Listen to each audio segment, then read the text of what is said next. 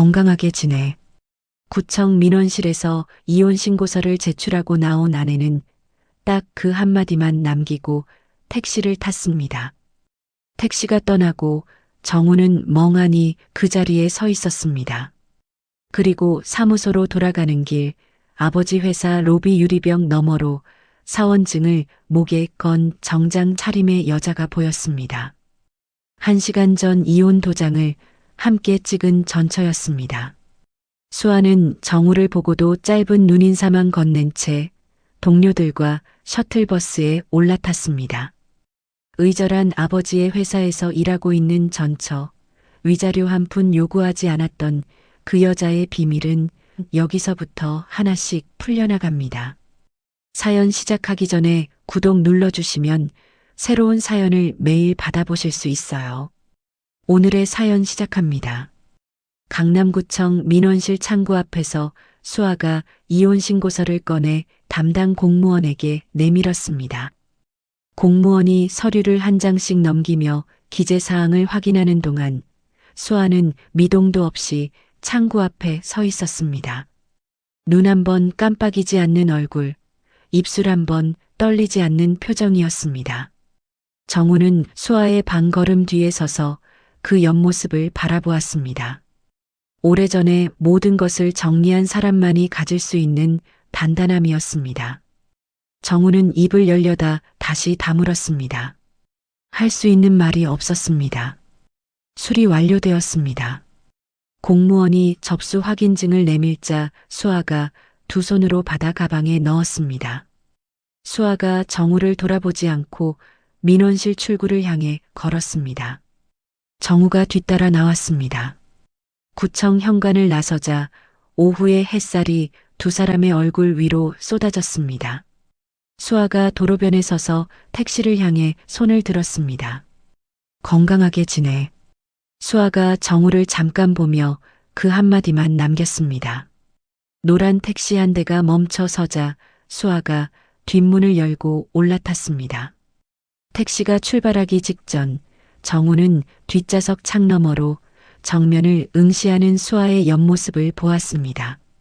3년 전 결혼식장에서 같은 옆모습으로 웃던 수아의 얼굴이 겹쳐졌습니다. 그때 수아의 입꼬리는 올라가 있었고 지금 수아의 입꼬리는 일자로 굳어 있었습니다. 신호가 바뀌었고 택시가 차 흐름 속으로 빠져나갔습니다. 정우는 한참을 그 자리에 서 있다가 테헤란로 방향으로 걸음을 옮겼습니다. 정우의 설계사무소는 SJ바이오 본사 건물에서 두 블록 떨어진 곳에 있었습니다. 출퇴근길에 SJ바이오 건물을 마주치는 건 매일의 일이었지만 정우는 아버지와 의절한 뒤 5년 동안 그 건물을 고개를 돌려 외면하며 지나쳤습니다. 그런데 오늘은 달랐습니다. 이혼 신고를 마치고 돌아오는 길 머릿속이 텅 빈 상태에서 정우의 시선이 SJ바이오 로비 유리벽 쪽으로 향했습니다.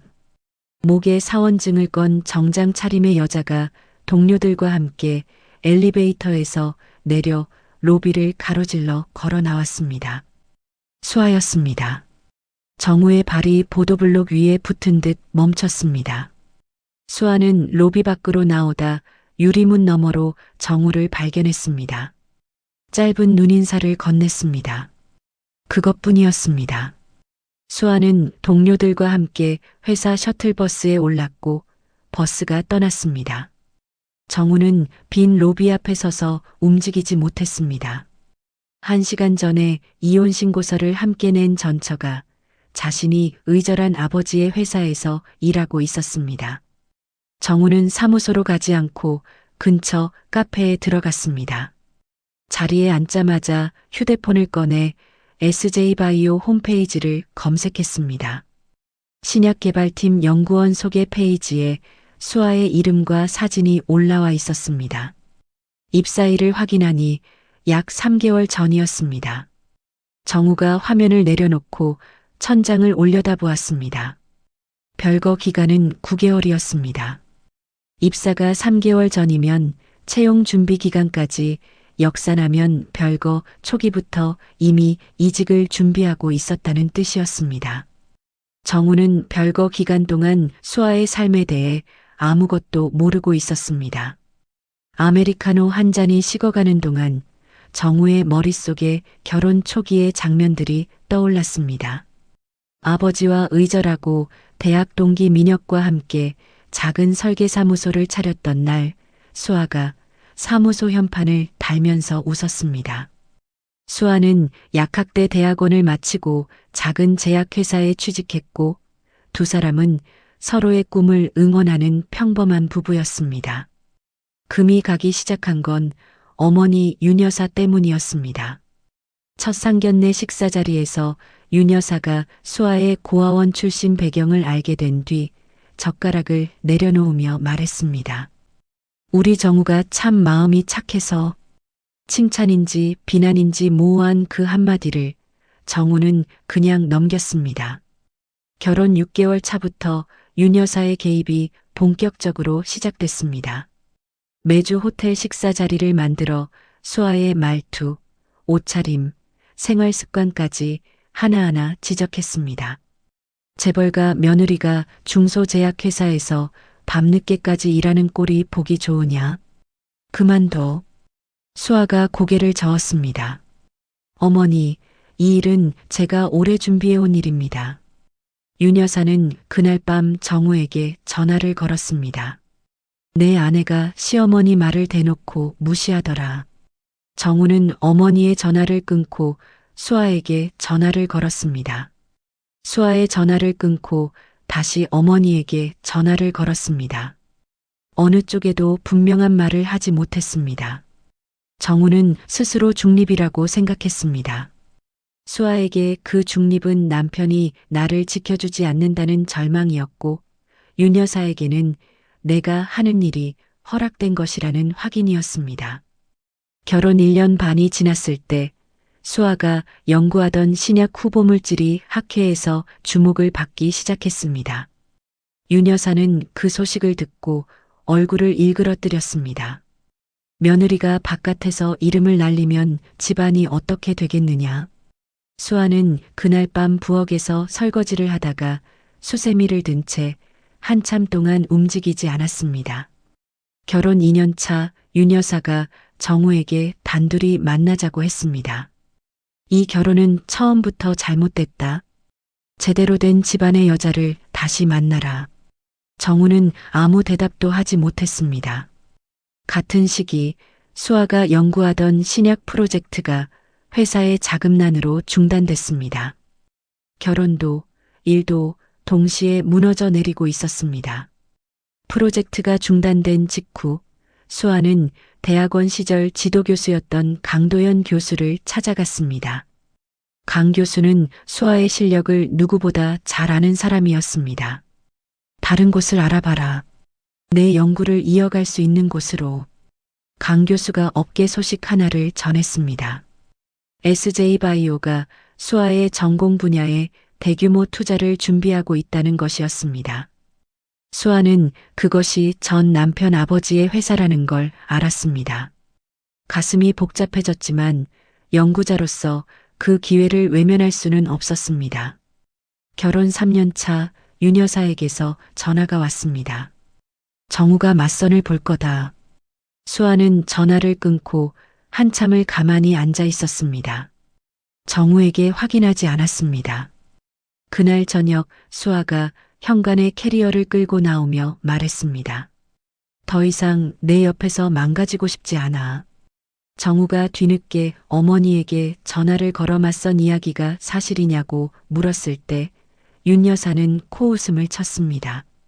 거짓말 하나에 확인도 안 하고 떠나는 여자가 무슨 진심이 있겠느냐. 정우는 수아에게 연락을 시도했지만 수아는 이미 번호를 바꾼 뒤였습니다. 정우는 수아의 새 번호를 찾아내려는 시도를 하지 않았습니다. 떠나는 게 수아를 위한 일이라고 스스로에게 말했습니다. 별거가 시작되고 수아는 강 교수의 추천서를 받아 SJ바이오에 지원했습니다. 서류 전형을 통과하고 2차례 면접을 거쳐 약 2달 만에 채용이 확정됐습니다. 서진호 회장은 인사팀의 최종 보고에서 수아의 이름을 보았습니다. 전 며느리라는 걸 알았지만 입을 열었습니다. 채용 기준에 맞으면 진행해. 윤 여사에게는 알리지 않았습니다. 알리면 반드시 막을 것을 알았기 때문입니다. 수아는 입사 후 3개월간 연구에만 몰두했습니다. 정우에게 이직 사실을 알리지 않았고 이혼 협의는 수아 측 변호사를 통해서만 진행했습니다. 위자료도 재산 분할도 필요 없습니다. 빚진 것도 받을 것도 없으니까. 정우는 수아의 단호함에 반론 한마디 하지 못하고 합의서에 서명했습니다. 카페에서 휴대폰 화면을 끈 정우가 사무소로 돌아왔습니다. 텅 빈 책상 앞에 앉았습니다. 별거 초기부터 이직을 준비한 것, 위자료 한 푼 요구하지 않은 것, 이혼 직후 회사 로비에서 보았던 그 당당한 걸음걸이가 하나의 메시지처럼 정우의 머릿속을 채웠습니다. 잃어버린 건 아내가 아니었습니다. 아내를 지킬 수 있었던 수많은 순간이었습니다. 그날 저녁 정우가 민혁에게 전화를 걸었습니다. 오늘 SJ바이오 앞에서 수아를 봤어. 뭐? 거기서? 민혁은 정우가 재벌가 아들이라는 사실을 아는 유일한 사람이었습니다. 잠시 침묵이 흐른 뒤 민혁이 말했습니다. 복잡하게 생각하지 마. 내 일에 집중해. 정우가 전화를 끊었습니다. 불을 끄고 침대에 누웠지만 잠이 오지 않았습니다. 눈을 감으면 수아의 사원증과 정장 차림이 어둠 속에서 선명하게 떠올랐습니다. 민혁이 잠시 수아와 정우의 이야기가 끝났습니다.